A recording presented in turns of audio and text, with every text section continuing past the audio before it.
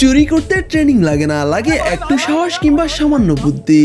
কিন্তু আজকের ভিডিওতে দেখবেন এমনই সব মাস্টার চোরেদের যাদের চুরি দেখে আপনি অবাক হবেন আর হতবাক হয়ে তাকিয়ে দেখবেন এরা চোর নাকি অন্য কিছু। তো চলুন শুরু করা যাক আমাদের আজকের এই মেগা এপিসোড। 3 জুলাই 2026 সালে ভারতের হরিয়ানায় ঘটে অবিশ্বাস্য এক ঘটনা, যেখানে অজয় কুমার নামক এক ব্যক্তি একটি বাস স্টেশনে আসে খুবই দ্রুত মধ্যপ্রদেশের উজ্জয়ন জেলায় যেতে, কিন্তু তখন সেখানে উজ্জয়নের কোনো বাস ছিল না। আর সেটা শোনার পর জনাব কিছুক্ষণের মধ্যে বাস স্টেশনে দাঁড়িয়ে থাকা হরিয়ানা রোডওয়েজ নামক একটি বাস চুরি করে নেয়। ব্যাস, তারপর চলতে থাকে উজ্জয়নের পথে। কিন্তু এক জায়গায় টোল দিতে গেলে পুলিশ মশাইকে সন্দেহ করে আর তাকে অনুসরণ করে পুলিশও তার পিছু নেয় এবং এক পর্যায়ে রাজস্থানের চিত্তরগড় জেলা থেকে বাস সহ তাকে গ্রেপ্তার করে পুলিশ। ভাগ্যিস মশাই ট্রেন কিংবা প্লেনে যাওয়ার কথা ভাবেনি। অন্যদিকে এখানে দেখুন, এই দিদি বাসে করে কোথাও যাচ্ছিলেন, তখন বাসে থাকা এক সংঘবদ্ধ চোরের দল মেয়েটির ফোন চুরি করে দ্রুত বাস থেকে নেমে যায় আর সেটা টের পেতেই দিদি তাদের পিছনে পড়ে যায় এবং নিজের মোবাইল উদ্ধারে আপা এমন রুদ্ররূপ ধারণ করে যা নিজের চোখে না দেখলে বিশ্বাসই করতেন না। এক পর্যায়ে ধরা পড়তেই তারা ভালোই ভালোই আপার ফোনটি ফেরত দিয়ে দেয়।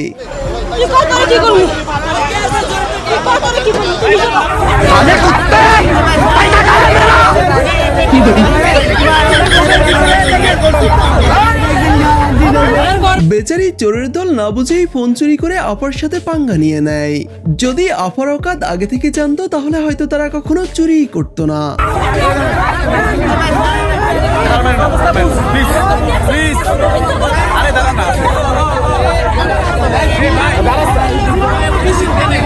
মানতেই হবে মেয়েটির বুক ভরা সাহস আর হাতের পেশি ভরা শক্তি আছে। পৃথিবীতে যদি কোনো হাস্যকর চুরি থাকে তবে তার মধ্যে এটাই হবে অন্যতম সেরা। কেন বলছি তা এখনই বুঝতে পারবেন। মূলত এই চোরমশাই একটি ফোন চুরি করে সোজা মার্কেটে হাজির হয় তা বিক্রি করতে, কিন্তু দোকানদার হাতে নিয়েই বুঝে ফেলে এটা চোরাই ফোন।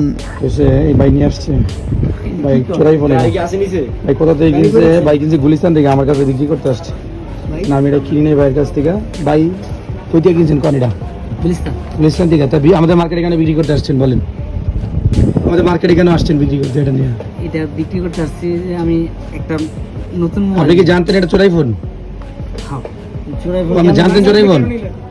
চোরাই ফোন আমি কিনছি। কেন কিনছেন চোরাই? লক খুলতে পার মনে করে কেন চোরাই ফোন কিনছেন? ব্যাস, টুইস্ট এখান থেকেই শুরু। পরিস্থিতি বেগতিক দেখে ভাইজান মুহূর্তেই পাল্টি মারেন আর উপায় না পেয়ে জিকির শুরু করেন।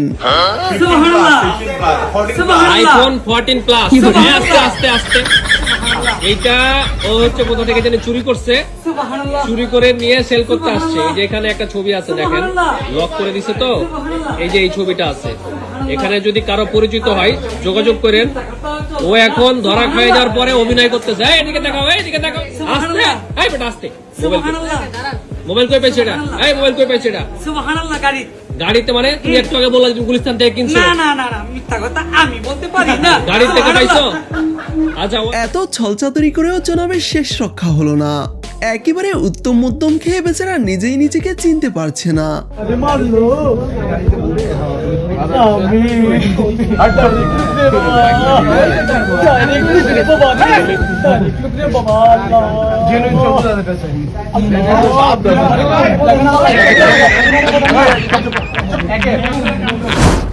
মধ্যপ্রদেশের শিবপুরীতে থাকা এই দম্পতি নিজেদের সোনা গহনা এবং টাকা পয়সা দেখিয়ে ভিডিও করত এবং তা সোশ্যাল মিডিয়ায় পোস্ট করে অল্প সময়েই ভাইরাল হয়ে যায়। কিন্তু তাদের এই রিয়েলিটি শো দেখে একদল ডাকাত সোজা হানা দেয় তাদের বাসায়। मेरी झोली छोटी पड़ गई रे इतना दिया मेरी माता, मेरी झोली छोटी पड़ गई रे इतना दिया मेरी माता।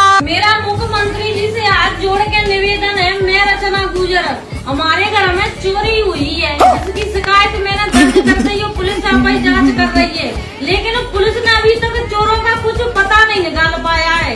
मुख्यमंत्री जी से हाथ जोड़ के निवेदन है इस मामले पर ध्यान दें और हमारी मदद करें। सभी पुलिस अधिकारियों से जल्दी चोरों को पकड़ा जाए। 11ই জুলাই 2026 সালে উড়িষ্যার বেলাসুর জেলায় এমন এক ঘটনা ঘটে যা নিজের চোখে না দেখলে বিশ্বাসই করতেন না। ব্যাংক ডাকাতি কিংবা এটিএম লুট করার ঘটনা তো অনেক শুনেছেন, কিন্তু এই চোর ভাইজানরা মাস্টার প্ল্যান করে আসেন একেবারে এটিএম মেশিন উঠিয়ে নিয়ে যেতে। প্রথমে তারা ইন্ডিয়া ওয়ান ব্যাংকের একটি এটিএম বুথের দরজা ভাঙে, এরপর এটিএম মেশিন ভালোভাবে বেঁধে সেই রশি বাঁধে গাড়ির সাথে, আর তারপরে শুরু হয় আসল কমেডি শো। কিছু দূর যেতেই সেই রশি ছেড়ে যায়, আর তারা ভাবে কোনো সমস্যা নেই, একেবারে এটিএমই উঠিয়ে নিয়ে যাবে।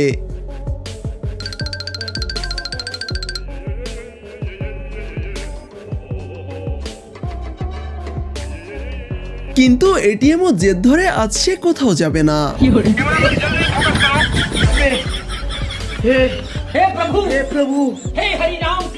তারপর কি আর করার, আবারও শক্তপোক্ত করে রশি বাঁধে, তবে এবারও কিছু দূর যাওয়ার পর সেই রশি ছিঁড়ে যায়। এরপর ভোরের আলো ফুটতে শুরু করলে এটিএম রেখেই মশাইরা পালানোর পথ ধরে। 12ই আগস্ট 2026 সালে হায়দ্রাবাদের পাহাড়ি শরীফপুর জেলায় এই চোর রাতের আধারে একটি বাড়িতে চুরি করতে ঢুকে।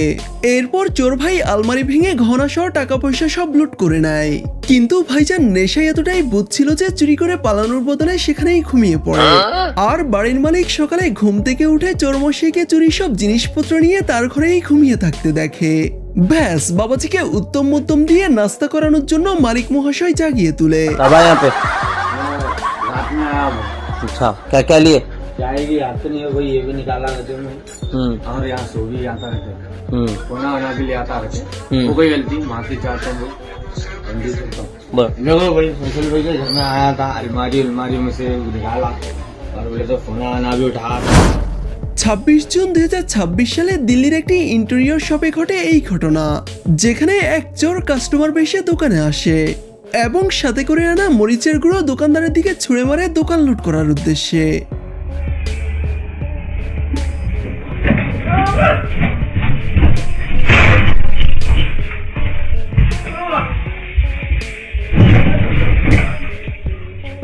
কিন্তু মশাইয়ের এই মাস্টার প্ল্যান একেবারেই ফেল করে যায়।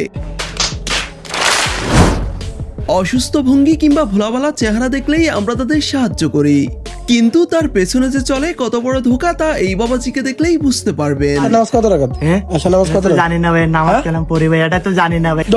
আজকে তো বড় কি আছে বাইর কর, অজ্ঞান ওষুধ কেন? ওটা চালের লেগে। তুমি টুপি মার দিছে কেন?